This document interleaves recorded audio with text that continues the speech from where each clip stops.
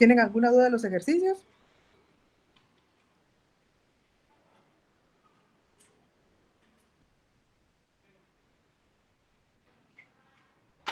El licenciado, tengo duda en uno de nomenclatura. Sí, cuénteme, ¿cuál sería? Ahorita aquí lo tengo apuntado. Es uno que dice HBR y abajo aparece entre paréntesis las letras AC.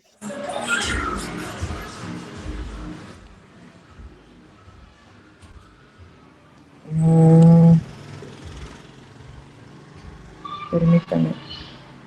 Es en la hoja que se compartió ayer de la presentación. Ajá, de la segunda, creo, de las 5.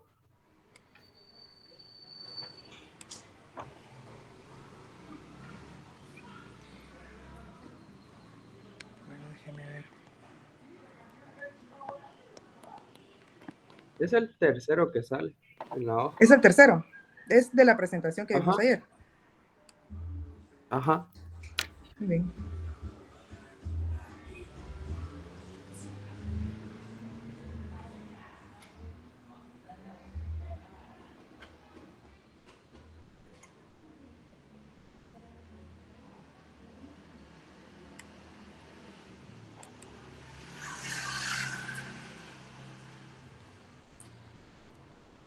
¿De cuál diapositiva? De la El última. número no lo tengo. ¿Es Sí, la de las última? últimas. Ahorita le digo, mejor es que yo en mi cuaderno que los hice, lo estoy mirando. Permítame, ahorita le vamos a ver y me dice si es esta.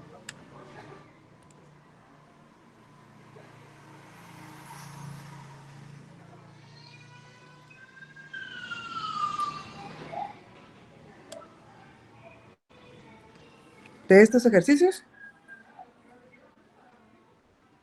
No es de los que están antes, de la tablita de antes, pero en medio.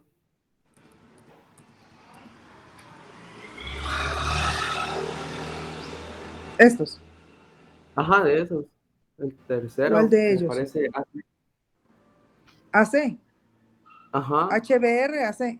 AC, entre ajá, ¿por qué paréntesis, aparece así? la otra vez les mencioné que significaba acuoso. Ahí está representado en qué estado se encuentra el compuesto. Puede estar entre paréntesis una L, quiere decir que es un estado líquido. Si es G, quiere decir que está en estado gaseoso. Si entre paréntesis se encuentra en una AC, pero es AC como subíndice, quiere decir que es acuoso. A eso se refiere. Sí, dígame, Muy Licenciado, bien. pero eso no afecta Lionel. a la hora de escribirlo en cualquiera de los sistemas. No, eso no afecta. Lo único que les está indicando acá es el estado en que se encuentra este compuesto. Puede estar en estado gaseoso, en estado líquido, en estado acuoso, incluso en estado sólido. A eso se Muchas refiere. gracias. Bueno, ¿alguna otra duda? Ah, muy bien. Gracias. No. ¿Otra duda, pregunta de los ejercicios?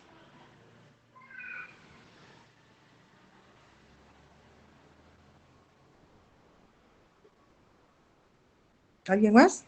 ¿No?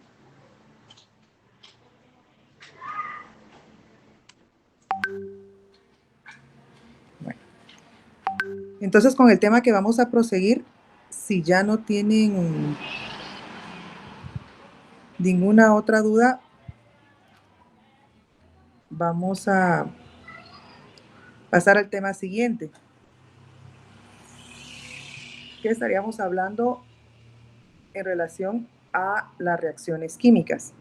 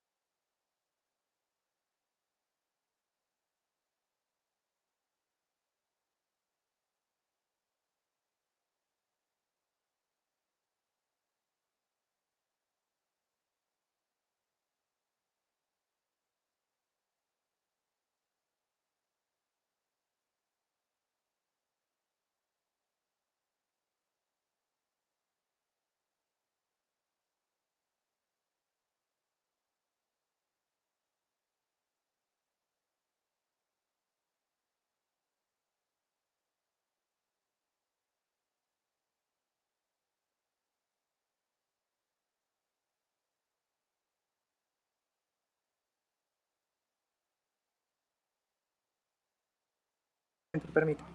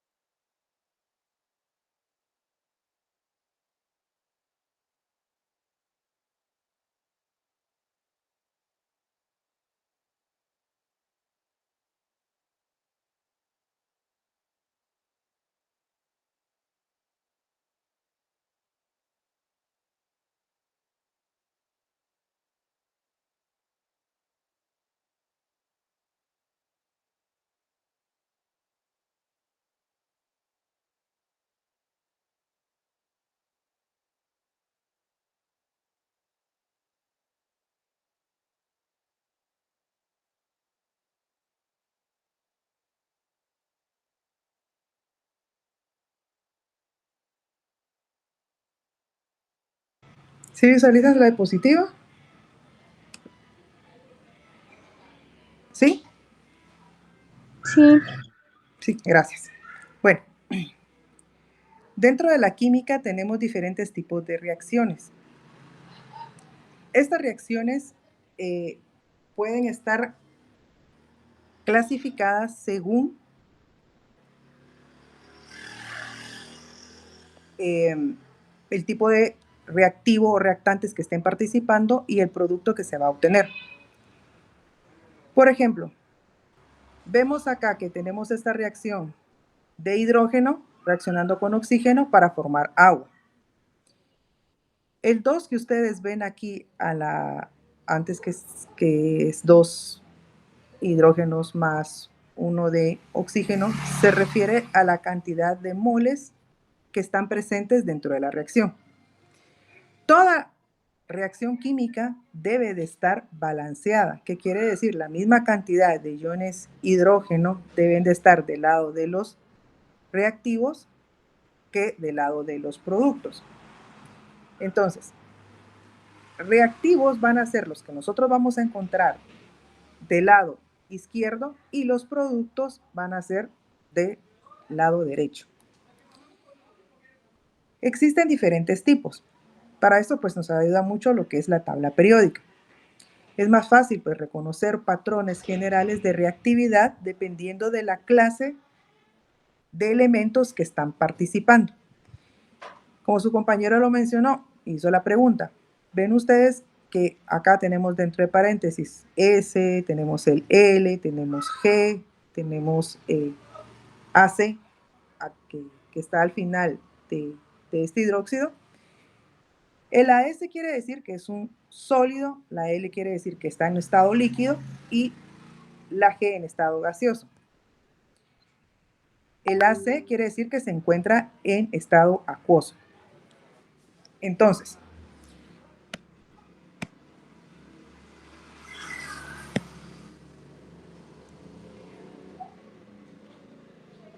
vamos a...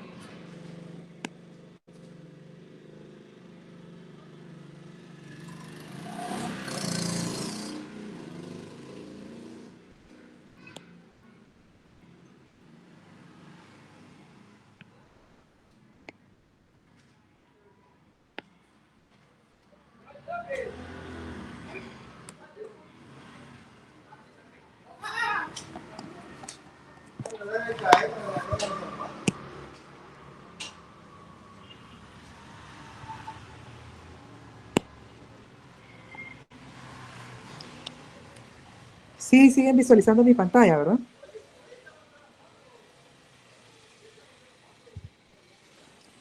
Sí, están bien. ¿Sí me escuchan? Sí, ingeniero. Sí. Bueno, entonces,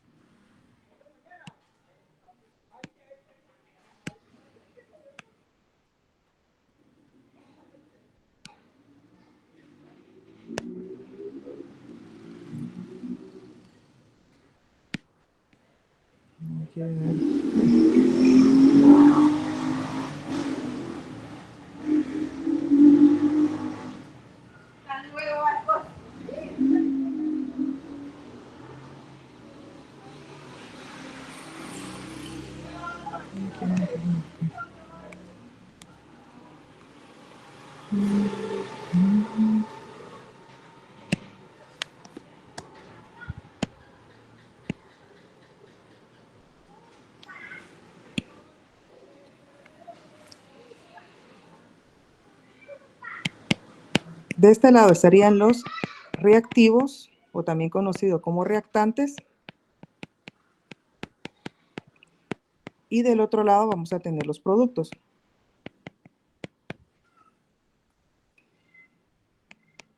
Ustedes se dieron cuenta que era la mezcla de hidrógeno con oxígeno para la formación de agua. Lo que ustedes ven acá sería los reactivos. Y esto es los productos.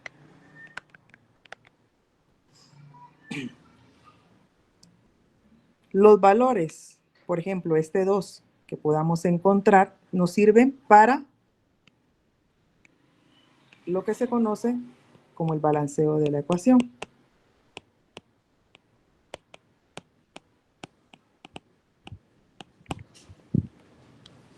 Este balance de la ecuación nos indica a nosotros que es la misma cantidad de moles de hidrógeno o de reactivos que la misma cantidad de moles en productos. Si lo vemos, la misma cantidad, vemos entonces de hidrógeno, tiene que existir la misma cantidad de hidrógeno del otro extremo. Entonces, acá, por ejemplo, 2 y 2 son 4. Aquí tenemos 2 hidrógenos. Le tendríamos que colocar un 2 para que se encuentre balanceada la reacción. Entonces, tenemos ya 2 oxígenos y 2 oxígenos. Esta, lo que nos viene a indicar es la cantidad a la vez de moles que pueden estar presentes en una reacción. Esto nos pueden indicar también moles. Ahora bien, el hecho de que encontremos esto nos va a indicar el estado en el que se encuentra dicho reactivo.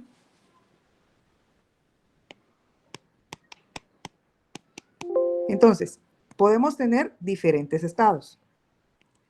Podemos encontrarlo en AC, en L, en S y en G. Esto es el acuoso, esto es líquido, esto es sólido y esto es gaseoso.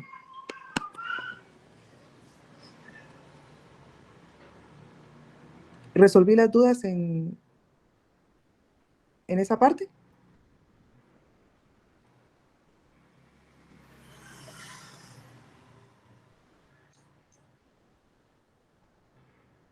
Del acuoso, líquido, sólido y gaseoso.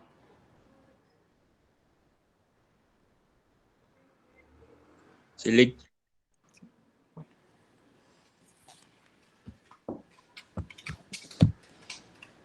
Entonces,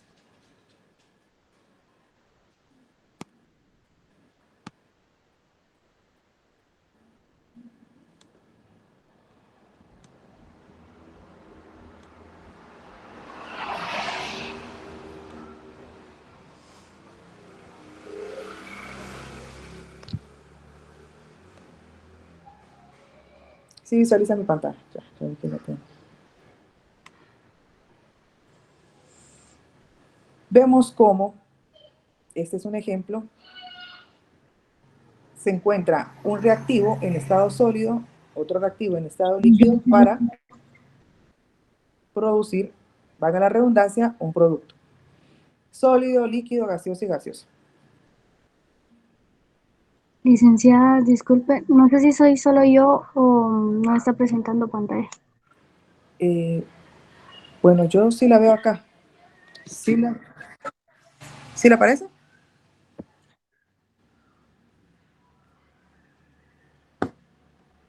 ¿Alguien que no?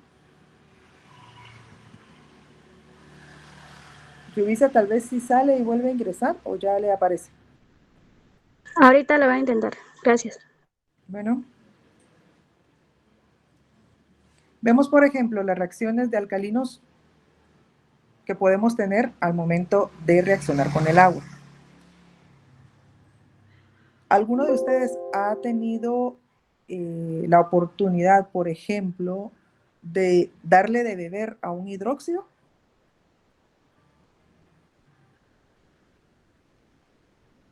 Como la sosa cáustica.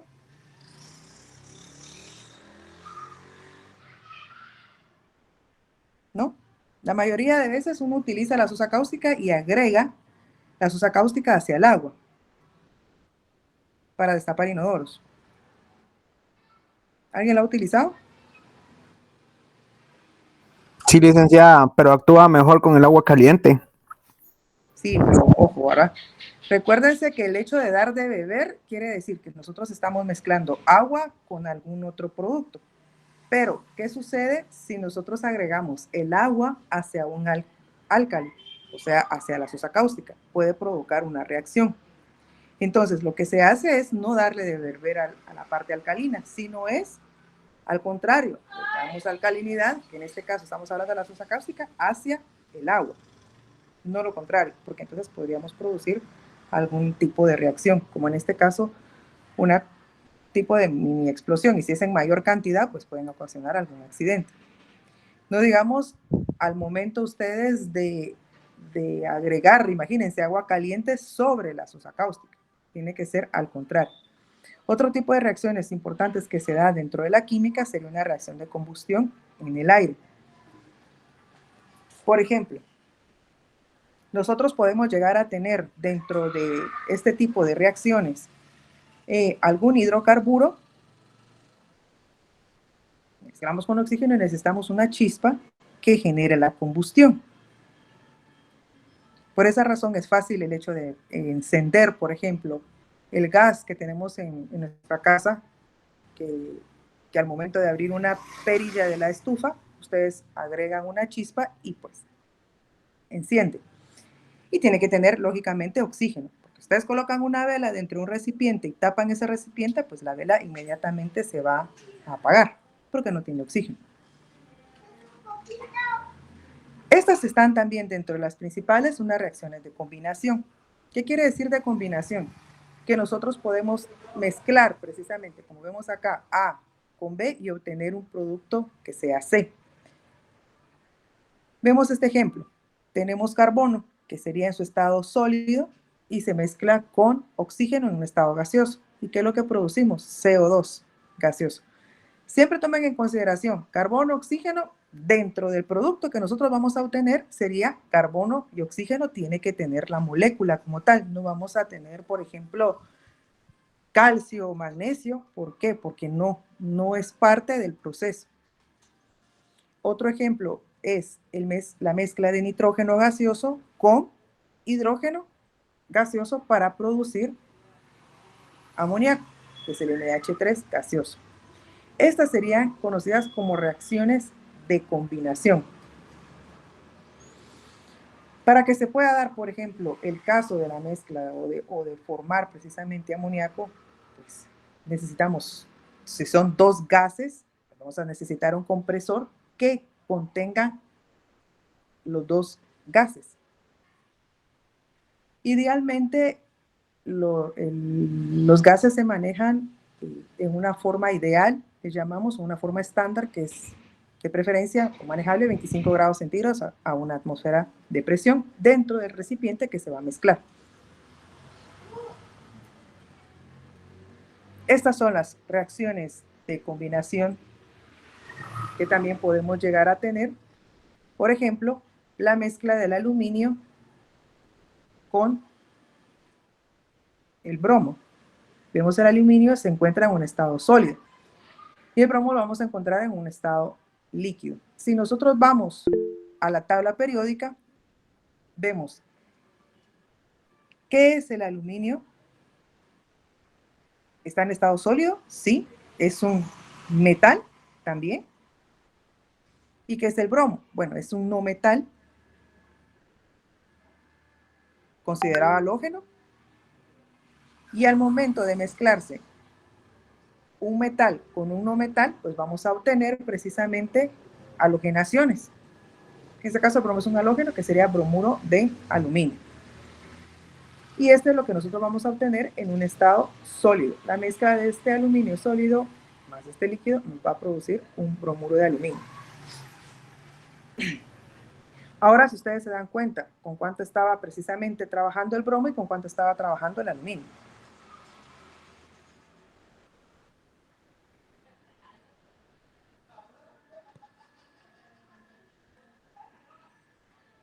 Tengo un mensaje. Vamos a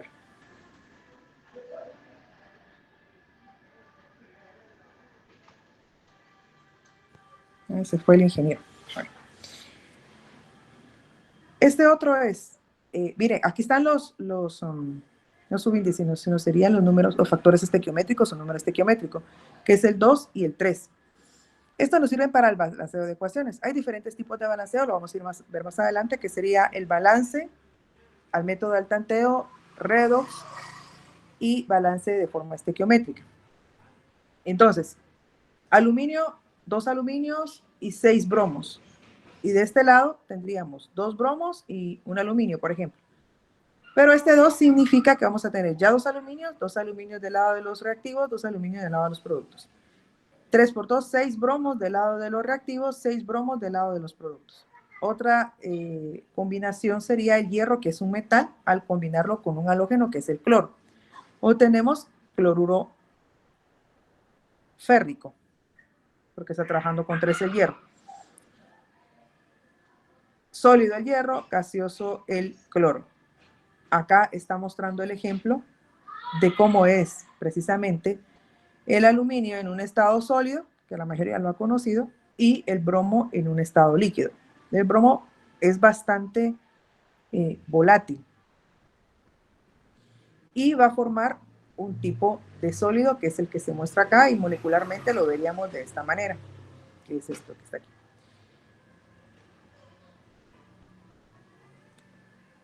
El otro es el hierro, la combinación de hierro más el cloro, y nos va a formar un cloruro férrico, que es lo que nosotros vemos acá al fondo del Erlenmeyer. También existen las reacciones de descomposición, que es en donde tenemos un compuesto como tal del lado de los reactivos y el producto, la obtención del producto es el rompimiento de los enlaces o dividir prácticamente los átomos que formaban ese compuesto. Aquí vemos un ejemplo. ¿Cómo se llama este compuesto? KClO3.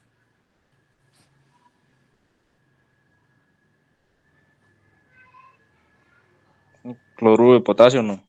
No. Cloruro de potasio solamente sería el KCl. Ese es KClO3.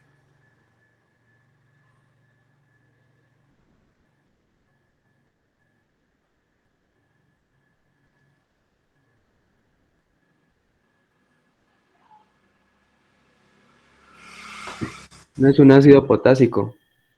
No, ácido tendría que tener un H más ahí incluido. Ah, Clorato de potasio.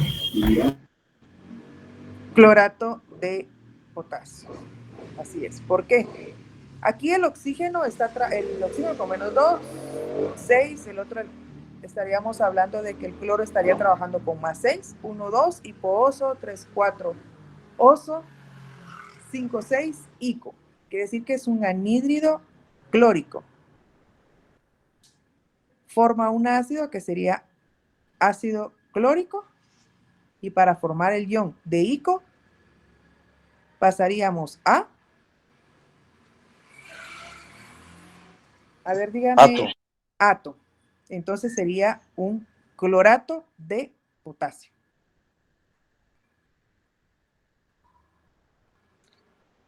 Este precisamente en estado sólido se rompe y forma dos sustancias que provienen del mismo.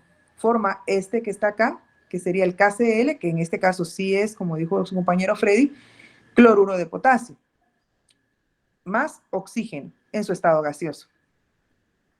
Este otro compuesto, ¿cómo se llamaría? Lluviza.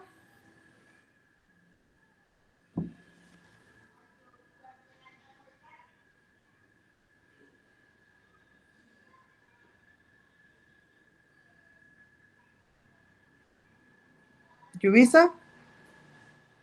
Ahorita, licenciada.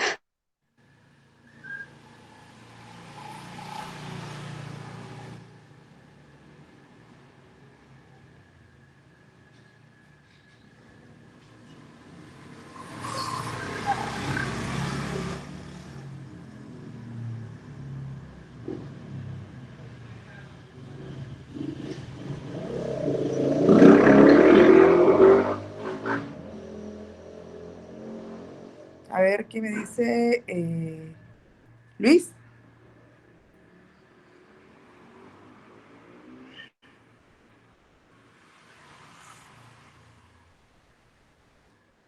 La verdad, ando algo perdido, Lick. Bueno, sería, imagínense, el sodio más el nitrógeno.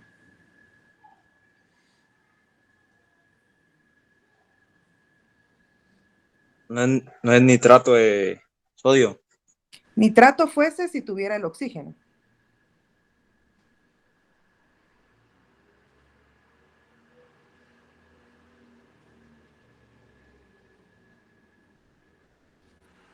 Acuérdense que el sodio pues siempre trabaja con ¿qué? ¿Con 2 o con 3? ¿O con 1? En su tabla Con periódica, con 1. Y dicen, bueno, mire, licenciada, NaN3. Sí, ese es un compuesto que se llama ácida. Por lo regular se utiliza en producción de nitrógeno a nivel industrial. Entonces, esta ácida en estado sólido, al momento de descomponerlo, formamos sodio en estado sólido y nitrógeno gaseoso, que este es el nitrógeno gaseoso que ellos utilizan con mayor frecuencia. Este otro compuesto, ¿cómo se llama?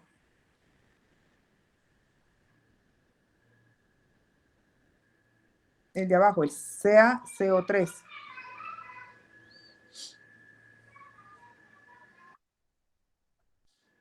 Carbonato de calcio. Muy bien, ¿quién me lo dijo? No vi. ¿Quién habló? Ah, Muy bien, Rudy. Sí, es carbonato de calcio. En estado sólido, al momento de descomponerse, formaría este que es el CaO. Yubisa, ¿cómo se nombraría este? Lo que produce el CaO.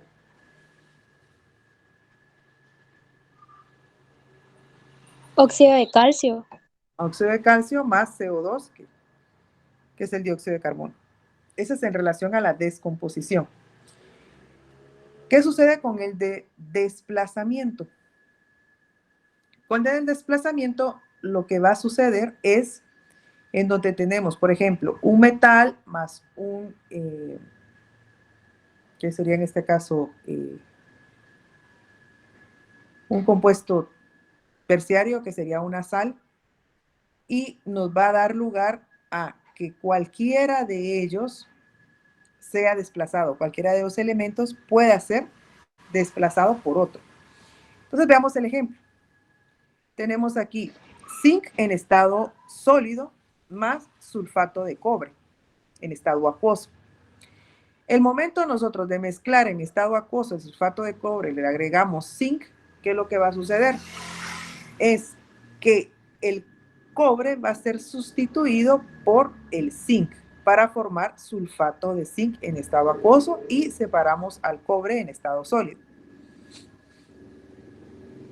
Lo mismo sucede acá, tenemos magnesio y tetracloruro de titanio en estado acuoso, mezclamos ellos dos y lo que sucede es que el magnesio desplaza precisamente el titanio.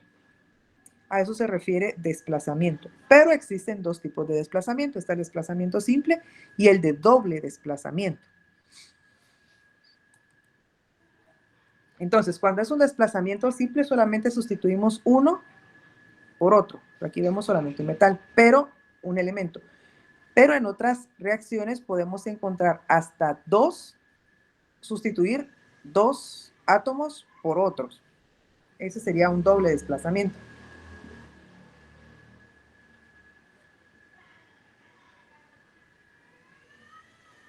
Las reacciones de metástasis. ¿Alguien ha escuchado la palabra metástasis?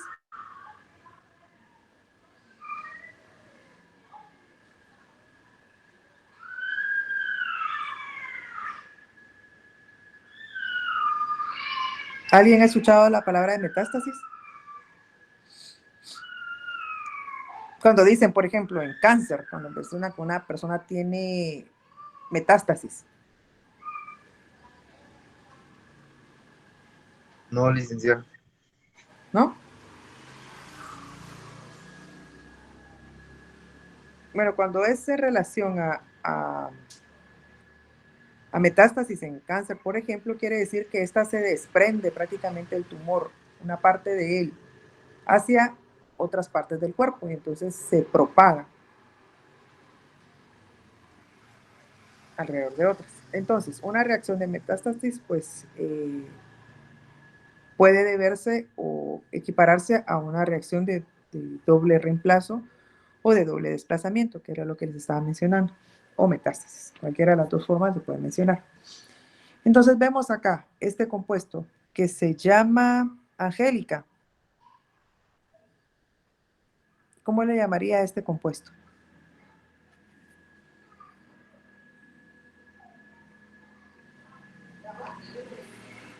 El AgNO3.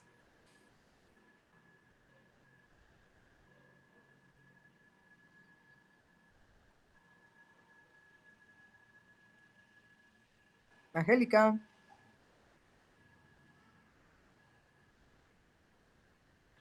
Erickson.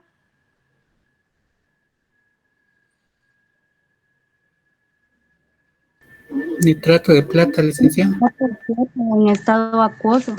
Nitrato de plata en estado acuoso. Así es. Él se mezcla con cloruro de sodio en estado acuoso y nos va a dar lugar a nitrato de sodio y cloruro de plata. Aquí sucede una reacción de doble desplazamiento. ¿Por qué? Porque vemos cómo este nitrato de plata, la plata es sustituida por el sodio y el sodio es sustituido por la plata. El nitrato de sodio se mantiene en estado acuoso y la plata, al momento de reaccionar, pasa a formar un sólido, que es como el que vemos acá en el tubo de ensayo. Ahora este otro compuesto, que es el cloruro de bario en estado acuoso con el sulfato de cobre en estado acuoso, va a desplazar el bario, va a ser desplazado por el cobre y a su vez el cobre va a ser desplazado por el bario. Por eso le dicen doble desplazamiento metástasis. Tenemos el siguiente que sería el HCl, que sería el ácido clorhídrico más hidróxido de sodio. Igual ocurre el doble desplazamiento. El hidrógeno es sustituido por el sodio y el sodio es sustituido por el hidrógeno. Entonces, acá, por ejemplo, aparte de ser una reacción de doble desplazamiento, también lo podemos conocer como una neutralización. ¿Por qué? Porque este ácido clorhídrico es ácido y este es un hidróxido de sodio que es básico. Uno es ácido fuerte y el otro es una base fuerte. Entonces, cuando ambos se mezclan, producen lo que se conoce una neutralización, que es la sal más agua.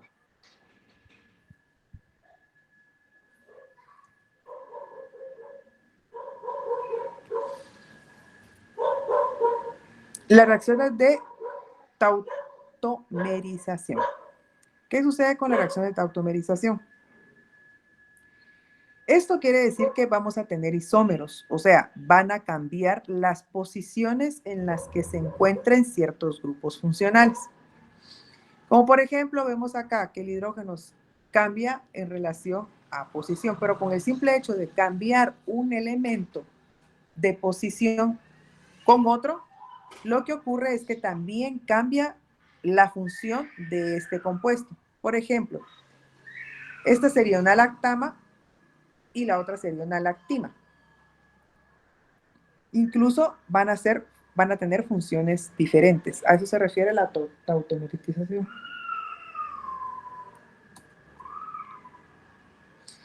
También vemos las reacciones y análisis químicos, que son estos, precisamente pueden llegar a ser medidos de forma cuantitativa y de forma también cualitativa. Cuando hablamos de un análisis cuantitativo depende de dos ideas fundamentales. Una es que una sustancia presente una cantidad desconocida, pueda ser medible, y que también que un material de composición desconocida pueda transformarse en una o más sustancias que puedan ser conocidas y también identificadas, que puedan ser cuantificadas. Y cuando lo hacemos de forma cuantificada podemos medir, por ejemplo, si es un líquido, un volumen, si es un sólido, podemos llegar a tener una masa y por lo tanto un peso de lo que se formó. Entonces, el ejemplo muestra, por ejemplo, el primer caso del análisis de una muestra de vinagre que contiene una cantidad desconocida de ácido acético, el ingrediente que produce la mayor parte de la acidez del vinagre. Todos han consumido vinagre en algún momento, principalmente en los curtidos. Entonces, el vinagre es el ácido acético. Cuando ustedes hacen la química orgánica, hacen la fermentación alcohólica, en donde fermentan ciertas frutas para dar origen a el alcohol. Y si esto sigue llegando a oxidarse nuevamente, pasa de ser alcohol a vinagre o ácido acético. Entonces, cuando no se conoce la concentración, por ejemplo, el pH al que se encuentra este ácido, pues utilizamos los potenciómetros. Agregamos el potenciómetro y nos va a decir, bueno, está en un pH, si es un ácido, pues abajo de 7. Y si desconocemos el valor de pH, porque a través del pH yo puedo determinar la concentración de ese ácido. Pero si no conocemos ni una ni otra, entonces a través de buretas, que ya va a ser en la Química General 2, hacen las mediciones de un ácido o de una base que conocen la concentración en relación a una que desconocen. Y lo van a ver no solamente a través de medición por volumen, sino también de una manera cualitativa. ¿Por qué? Porque la sustancia va a cambiar o va a tener un viraje de color cuando llegue a alcanzar su 100% de disociación. ¿Alguna duda o pregunta hasta el momento? Lick, ¿será que podría regresar, porfa?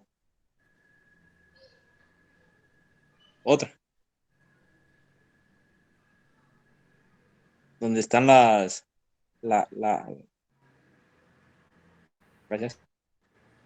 ¿Esta? No, la que pasó. Esta.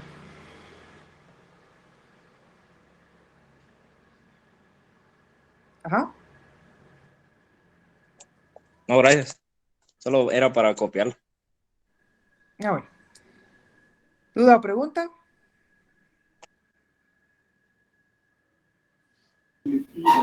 Aquí lo que se refiere es el cambio de posición del grupo funcional. Si ustedes se dan cuenta en dónde se encuentra el nitrógeno del lado de los reactivos, por ejemplo, NH, NH, y acá donde encontramos el nitrógeno, igual, ya están en las mismas posiciones, pero el hidrógeno cambia de posición hacia el enlace con el oxígeno, ya no está enlazado con el nitrógeno. Entonces el hidrógeno es el que cambia de posición, pero altera por completo la molécula.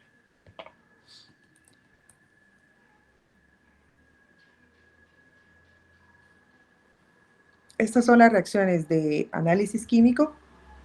Por ejemplo, en el caso de la sacarina, que un mol de sacarina sódica, pues puede llegar a producir un mol de sulfato y a la vez este mol de sulfato puede llegar a producir un sulfato de bario. Esas son las reacciones de ejemplo de lo que son las etapas que podemos ver en el laboratorio de un análisis químico. Cuando se realiza, por ejemplo, en este caso vemos un sulfato de sodio que está en solución clara, lo pueden ver ustedes, y que al momento nosotros de agregarle, por ejemplo, el cloruro de bario, vamos a ver que el bario va a ser desplazado por el sodio y el sodio va a ser desplazado por el bario. Al momento de caer las gotas dentro de la solución acuosa, vemos cómo cambia de una coloración, o sea, incolora, no es la redundancia, a teñirse o obtener una coloración como blanquecina. ¿Qué sucede acá? Que esto va a precipitar. Si ustedes lo dejan precisamente en reposo, precipita. Y a través de una decantación filtrando, ahí con papel filtro, eso sí, el papel filtro primero se tara antes de lo que va a suceder, de lo que se va a utilizar, el papel filtro se tara, vertemos la solución y el sólido, que es la parte blanca que ustedes ven, va a quedar pegado en el papel filtro. Ese papel filtro se pone precisamente a secar y después se pesa. Y, por supuesto, el papel ya estaba pesado con anterioridad y ahí van a sacar de forma cuantitativa la cantidad que van a obtener de la solución precipitante, que sería en este caso el sulfato de bario, que es el que va a estar en estado sólido y el que va a quedar en el papel filtro. Entonces, de este tipo de reacciones de análisis químico, pues nos va a ayudar a determinar de la fórmula de un compuesto mediante análisis de combustión o aplicación precisamente de la estequiometría. Entonces, aquí ya abarcamos lo que son reacciones químicas y podemos pasar, parte de lo que es reacciones químicas y podemos pasar a lo que es la estequiometría. ¿Y cómo es que vamos a cuantificar? Podemos cuantificar a través, primero pues en papel y después llevar lo que nosotros tenemos en papel de estas reacciones hacia el laboratorio, como vemos el caso acá. Podríamos trabajar, bueno, sulfato de sodio más cloruro de bario en papel, pues me va a producir por doble desplazamiento un sulfato de bario y un cloruro de sodio. Este va a estar en estado acuoso y la otra va a estar en un estado sólido al momento de reaccionar. Balanceamos las ecuaciones y al momento de balancearlas vemos qué cantidad de moles. Entonces podemos decir que, por ejemplo, en solución acuosa un sulfato de sodio, podemos tenerlo, por ejemplo, en una concentración sólida que al momento de mezclarlo con agua está en estado acuoso y calculamos la concentración. Y podemos decir, bueno, 50 gramos de sulfato de sodio se mezclan con 40 gramos de cloruro de bario. ¿Cuántos gramos vamos a producir entonces del sólido y cuántos gramos vamos a producir del líquido al momento de reaccionar ambos? Entonces, eso se hace en papel de una forma estequiométrica sacando los valores de la reacción química. Entonces, podemos hacerlo en papel antes, después vamos al laboratorio y a través de nuestros cálculos decimos, bueno, 50 gramos de esto, 50 gramos del otro, mezclamos y en papel se produce esto y en el laboratorio se produce X cantidad. Por lo regular siempre es una menor cantidad. Pero el porcentaje de producción va a ser óptimo cuando obtenemos más del 85%. O sea, el 85% es el mínimo y más del 85% estaríamos diciendo que es una producción óptima. ¿Por qué? Porque pueden haber errores en las balanzas, porque tienen más o menos 5% la mayoría, y podemos tener errores involuntarios que son humanos al momento de hacer las mediciones.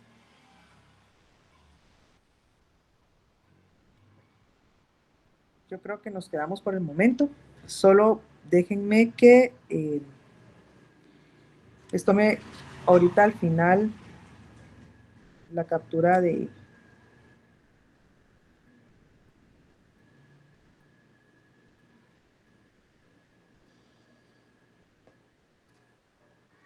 pantalla.